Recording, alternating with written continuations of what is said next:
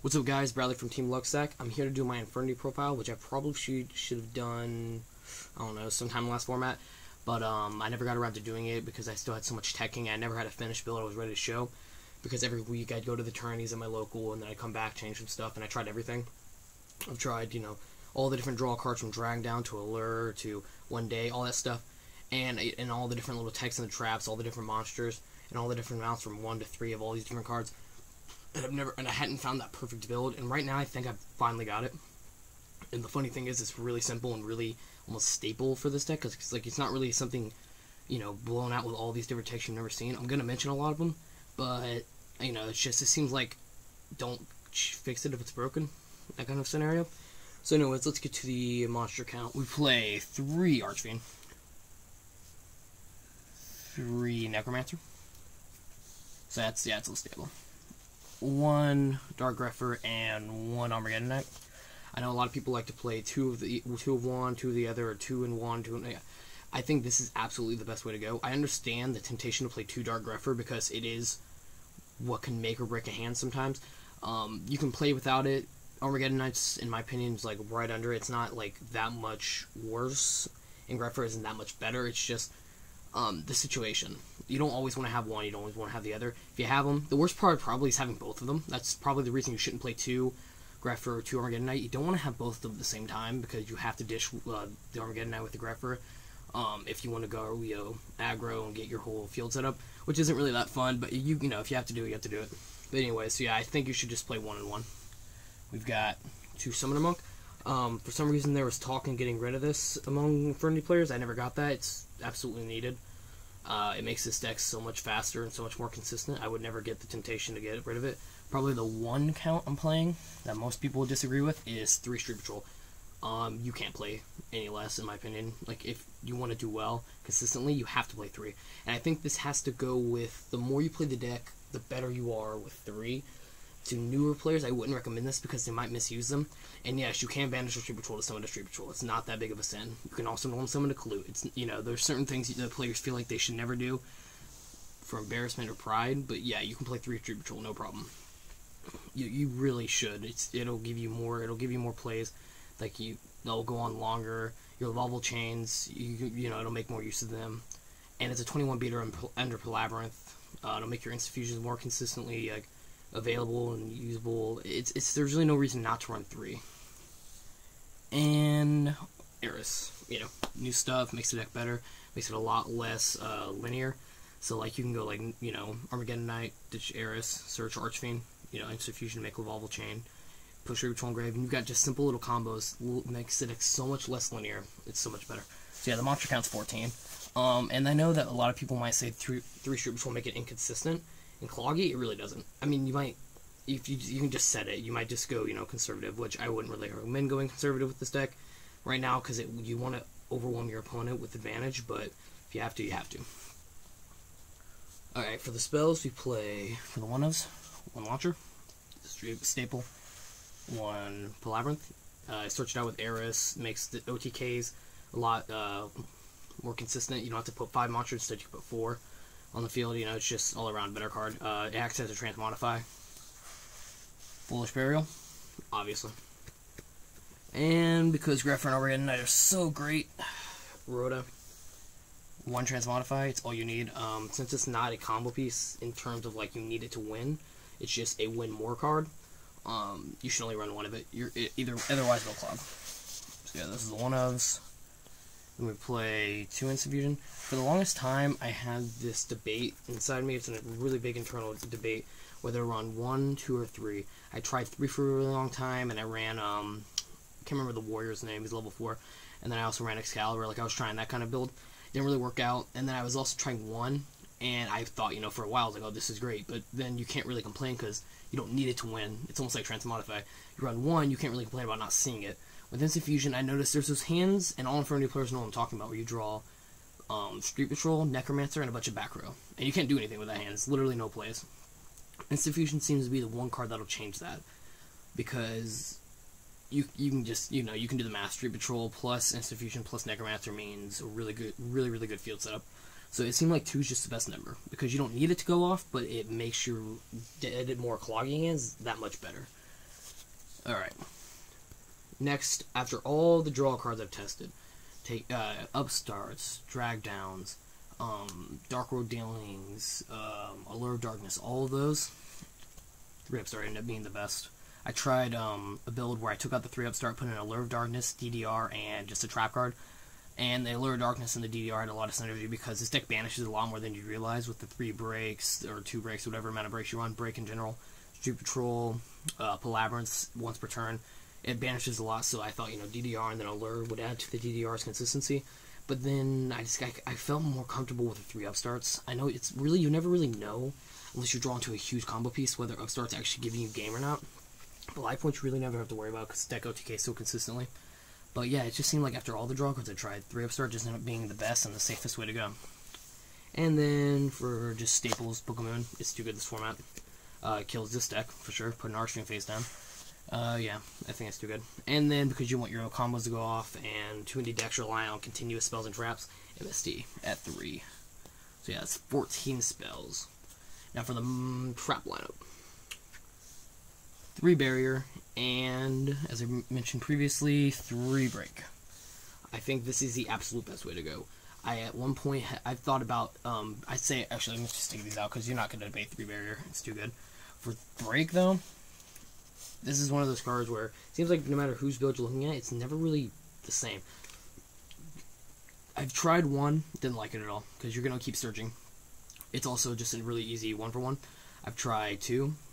Which, I can understand someone playing 2. You don't want to just draw into it and have it be dead. I just feel like 3 is just too good. You just, that unlimited 1-for-1 pop.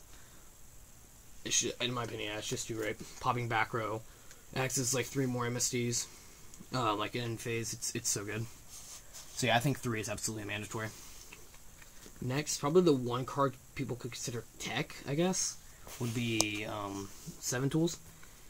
I know Barrier acts as basically 3 7 tools without the 1,000 cost, but I feel like it's that extra negation you need, just that one extra piece of negation to secure like trap stuns. I don't like using barrier on like simple traps like trap stun cards that'll basically kill my barrier. So that'll just kind of cover that ground, and that can negate their spells and monster effects with the barriers.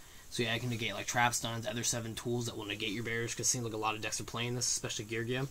So yeah, it can negate other people's 7 tools, Dark Bribes, because Dark Bribe kills this deck, more or less. It can negate opposing barriers in a mirror match. It's just an extra negation. It's also the only card in this deck that is easy to interchange with something else. So the deck's basically, in my opinion, 39 absolute must, and then the one like 7 tools is just whatever. You can take it out, put in other stuff. Anyways, for the staples, we play the Solemn Warning, Bottomless, Compulse. I don't play TT because you always have field advantage. Well, I guess that's not the right way of saying it. You always have field presence that you want to keep. You can never expend your field. It may regenerate advantage fast, but you have to have something on your field in order to regenerate advantage. So yeah. And then Tomb Raider Force. In my opinion, it's the best battle stopper. Gear card Curry if they don't summon the Stardust, or even if they do, you can negate it with Barrier. It's just clear out the field. Too good. Alright, now for the extra deck. This may change depending on if I can find a Barox at the event. It's a level 5 Fusion Fiend. You can banish it with Palabyrinth and expend your plays that way. But if not, I'm playing Fusionist and Camion Wizard as my instant fusion targets. Fusionist is the best level 3 target, in my opinion, for instant fusion, because 1, you're not playing Ghost in Match anymore, so you don't need to worry about being an Earth, because there's nothing. Ghost in Match isn't a very good card in this format. And 2, it's the best in terms of it's a direwolf target, so if that situation comes up, it's available. Camion Wizard, there's no argument. He's the best level 4 fusion for this deck. 1, he's dark. He's level 4, so obviously he can make Key Beetle. And then he, unlike Darkfire Dragon, he cannot be Bottomless Traveled, which is great. He's only got 1300. The only problem is he's kind of hard to find because he's an Astral Pack 3 card. But yeah, if you can find him, use him. And then our only rank 3 target is 2 Levier. You have to run 2. I know people have been knocking down to 1 because they didn't feel like they used it as much. I probably use 2 Levier once every 20 duels, but if you don't have that second one, it can mean game. It's too detrimental to run 2. Alright. To Lavalval Chain, no argument. I wouldn't run 3. You never need 3. If you do, you're maybe, I wouldn't say you're playing the deck wrong, but you're probably going through your resources way too fast if you need 3. Because even though I run 3 Street Patrol in one area, so more cards to ditch, I still never have needed 3 before. And the one card I would only card I would understand putting at 3, Diamond Dire Wolf. You go through these Diamond Dires so fast, and there's no regret. Because you regenerate advantage in terms of your level 4s so quickly. Like, I'll go, like, search out Launcher, make a rank 4 play Diamond Dire, then summon Launcher, make another one. It's so easy. So yeah, Diamond Dire, I can understand putting this at 3. I've tried it, I've never needed 3, honestly. There's other routes. It's just the easiest one. Master Key Beetle, you don't use it in, like, to make soft locks. Use EV is one of the main reasons I play it. I would not play it. It's an easy, like, little soft wall, per se. You can protect, like, Palaverants, Leviers, all those kind of things. And, you know, it's nice just to have up for your opponent have to, like, overextend to get rid of it. And next for the generics, more generic. Gaga Cowboy and Maestro, in my opinion, are the 2 best generic rank 4s. They cover the most ground together. I think Gaga Cowboy is probably the best, but easy argument can be made for Maestro as well, because Gaga Cowboy and Technicality is a 3k beater in attack mode when you use this effect. He's an easy detach, because you want to have a lot of exceeds. You can summon and immediately detach, because you want to get those level 4s in the grave. And also in defense, you know, you can end games, because this deck can summon out 4 1800 beaters and put him in defense, finish it off. And then Maestro, obvious. He's a Book of Moon. He's a 2300 beater under Palaverant, and yeah, he's pretty good. And then we play Black Ship and Papilloperative. I kind of paired them together because they together kind of people argue about which one to play. I play both. I've used them a lot. I think they're both really live this format. A lot of people are playing Zen mains because less decks can make Big Eye. So Zen mains got a lot more playability, and Torgad's at 3 also. So Black Ship, you know, covers that. And then Papilloperative, you know, put Spear Reapers in attack mode, you know, you can, like, a lot of people input tokens, since, you know, Dandelion and Dragosack. You can put tokens in attack mode, do that 21 damage, but yeah. I like both of them. Since Murmo, in my opinion, are the best deck, gotta play that Abyss Dweller. Attack over those Lins, just shut down the deck completely. I don't really think you can make an argument against it. And then, because we make level 4 so fast, Ouroboros. I've done a combo, and I'll probably do a video on this, where you can go Archfiend, Ouroboros, 3 barrier, or Archfiend, Lavalval Chain, Ouroboros, 3 barrier. Knock that card out of your opponent's hand, just start them off with a -1. It's so good. 2750, it's amazing. Okay, and then since I did say I'm going to the 1K, I figure I might as well show the side deck. So we are playing 2 Snipe Hunter, the only monster, in my opinion, you should be running in this side. You can't side hand traps because it is Infernities, and you don't want to have cards in your hand. I know a lot of people say to side Max C. That is probably the stupidest thing I've ever heard. I don't want my opponent dictating how many cards I draw, especially since I don't want to draw any. And I don't care if you can immediately send it to the graveyard. I don't care.